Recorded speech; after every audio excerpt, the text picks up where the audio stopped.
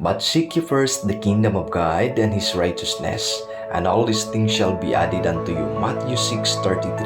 Mga kapatid, sa mundo ngayon, ang daming hinahabol ng tao. Pera, tagumpay, kasikatan, kaginhawaan, at pansamantalang kaligayahan. Pero minsan habang hinahabol natin lahat ng iyon, unti-unti nating nakakalimutan hanapin ang pinakaimportanteng bagay, ang presensya ng Diyos. Sabi ni Jesus, seek ye first the kingdom of God. Ibig sabihin, unahin mo ang Diyos sa lahat ng bagay. Bago ang trabaho, bago ang plano, bago ang pangarap. Ilagay mo muna ang Diyos sa gitna ng iyong buhay. Dahil kapatid, kapag ang Diyos ang una, lahat ng iba ay nasa tamang lugar. Kapag siya ang sentro, kahit anong bagyo, may kapayapaan ka. Kapag siya ang inunang, kahit anong kakulangan, may kasiguraduhan ka. Marami sa atin ang pagod na, nag-aalala, natatakot sa kinabukasan. Pero tandaan mo, hindi kailanman pinababayaan ng Diyos ang taong una siyang hinanap. Kapag inuna mo siya, siya ang magbibigay ng tamang daan. Siya ang magbubukas ng pintuan. At siya rin ang magdadagdag lahat ng bagay na kailangan mo sa tamang panahon. And all these things shall be added unto you. Hindi niya sinabing baka, hindi niya sinabing minsan,